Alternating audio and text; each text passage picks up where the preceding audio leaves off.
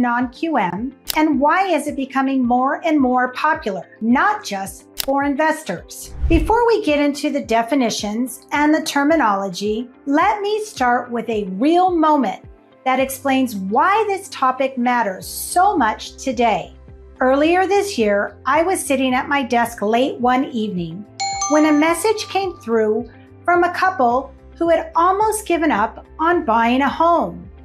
They already toured houses, pictured their furniture in the living room, and even talked about the schools nearby. But every lender they spoke with came back with the same response: your income doesn't qualify the traditional way. They were not struggling. One owned a small consulting business.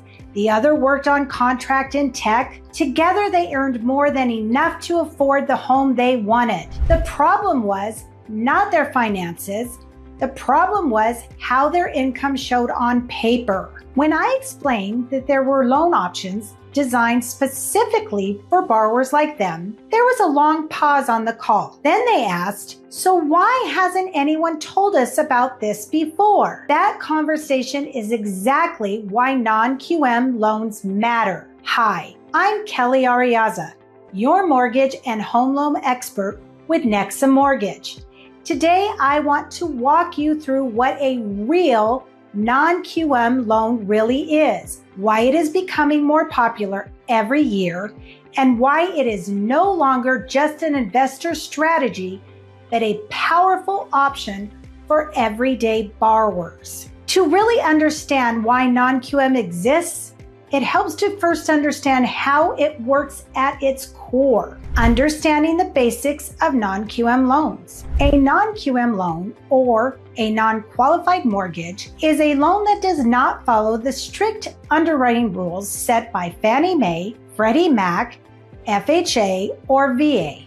Traditional loans rely heavily on W-2 income, tax returns, and rigid debt-to-income formulas. Non-QM loans take a different approach. Instead of asking whether you fit into a predefined box, non-QM underwriting asks whether your financial picture makes sense as a whole. These loans allow for alternative ways to document income, such as bank statements, 1099s, profit and loss statements, or even assets. This does not mean non-QM loans are loosely reviewed.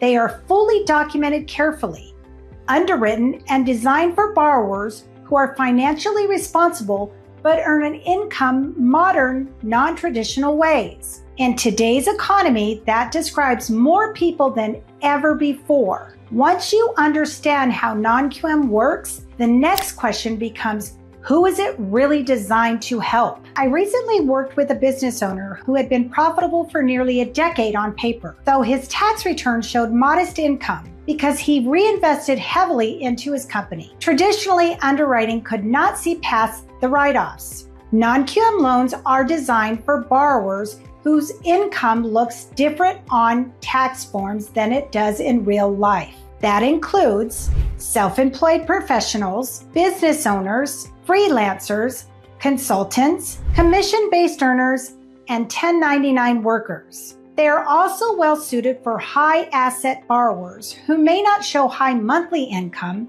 but have a substantial reserve and a financial stability. Another group that benefits from non-QM lending includes borrowers who've experienced a recent credit event but have since rebuilt responsibly.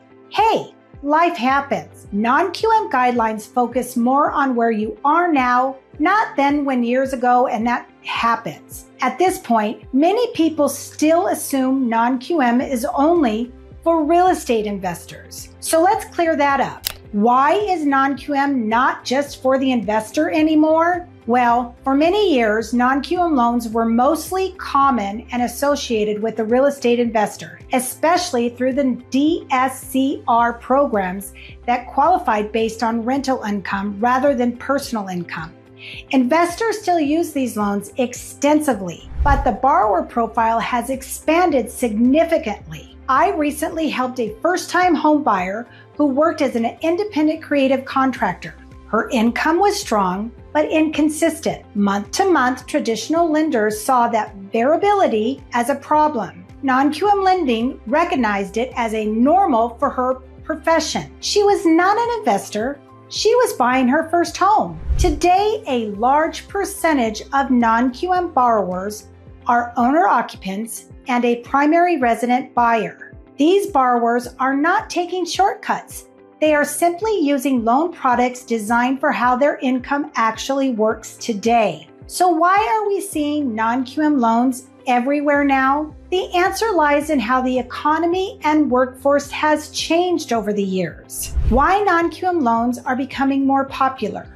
There are several reasons non-QM lending continues to grow year after year. First, the workforce has changed. More people are self-employed, freelance, or earn income from multiple sources. Traditional underwriting has not kept pace with this shift. Second, non-QM programs allow for alternative documentation methods. Bank statement loans, 1099 only programs, and profit and loss based qualifications make it possible to qualify using real income rather than filtered numbers. Third, credit flexibility plays a major role. Borrowers who have rebuilt after a financial challenge are no longer automatically disqualified if they can demonstrate stability and responsible financial behavior. Fourth, non-QM loans often allow higher loan amounts and faster approvals, which is especially important in a competitive and high-cost housing market. Now let's talk about a group that often benefits the most but least expects it. Why non-QM can be life-changing for a first-time home buyer. Many first-time home buyers assume that if they don't fit traditional guidelines, they simply have to wait. I've seen buyers delay home ownership for years because they thought they were not ready, when in reality, they were. Non-QM loans allow first-time homebuyers to qualify using bank statements, asset-based income, or flexible debt-to-income ratios. This opens doors for buyers who earn well but do not earn traditionally in higher cost of living areas. Waiting often means paying more later. For many first-time homebuyers, non-QM is what allows them to buy sooner, start building equity, and stop feeling stuck. Beyond who qualifies, another major advantage is what you can actually buy with non-QM loans. Property types that work with non-QM. Non-QM loans offer flexibility across a wide range of property types that can be used, like single-family homes, condos, townhomes, multi-unit properties with up to 4 units. They also work for second homes, vacation properties, short-term rentals, and long-term rental properties.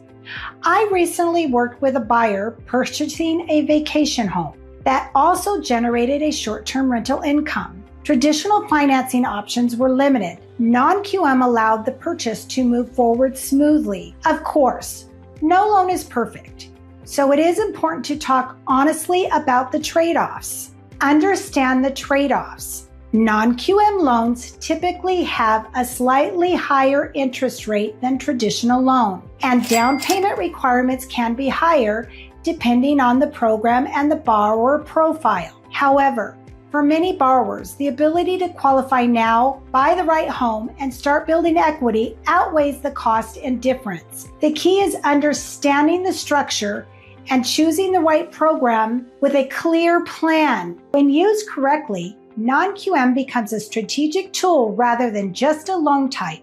How smart buyers use non-QM strategically. Many borrowers use non-QM loans as a bridge. They purchase a home loan using flexible qualifications, continue growing their income or strengthening their credit, and refinance later when traditional financing becomes available. Others choose to keep their non-QM loan long-term because it aligns better with how their income is earned. There is no single right approach. The strategy depends on your goals and timeline. One last piece that often gets overlooked is how structured, modern non-QM lending really is. Built-in structure and oversight. Non-QM loans today are fully documented, regulated, and carefully underwritten. Lenders review income consistency, reserves, credit history, and payment behavior. The flexibility lies in how income is documented, not whether it is verified. That distinction is what makes today's non-QM lending sustainable and responsible. Before wrapping up, let me leave you with one practical planning tip. Bonus tip: know your plan before you choose. Before choosing a non-QM loan, ask yourself how stable your income is, even if it fluctuates. Consider whether you plan to refinance later or keep the loan long-term. Having a clear plan ensures non-QM works as a solution, not a surprise. When you step back and look at the full picture, here is what really matters. Now let's bring it all together. A non-QM loan is not a workaround. It is a modern solution for modern borrowers. It recognizes that income does not look the same for everyone, and that financial strength cannot always be measured by a single formula. Used correctly, non-QM lending can help buyers move forward sooner, qualifying smarter, and align their mortgage with their real financial lives. And finally, if any part of this sounds like your situation, here's how to take the next step. If your earned income is outside traditional structures, or you own a business, work on contract, or feel stuck with a conventional loan option, I would love to help you explore whether a non-QM loan is the right fit. You can call or text me at 801-548-0162, or feel free to email me at kariaza@nexamortgage.com. You can also visit my website at kellyyourmortgageexpert.com and schedule a free consultation. I'm Kelly, your mortgage home loan expert with Nexa Mortgage. Thank you for watching, and remembering your mortgage does not have to be complicated when you have the right guide by your side. Let's make your path to home ownership simple, strategic, and stress-free together.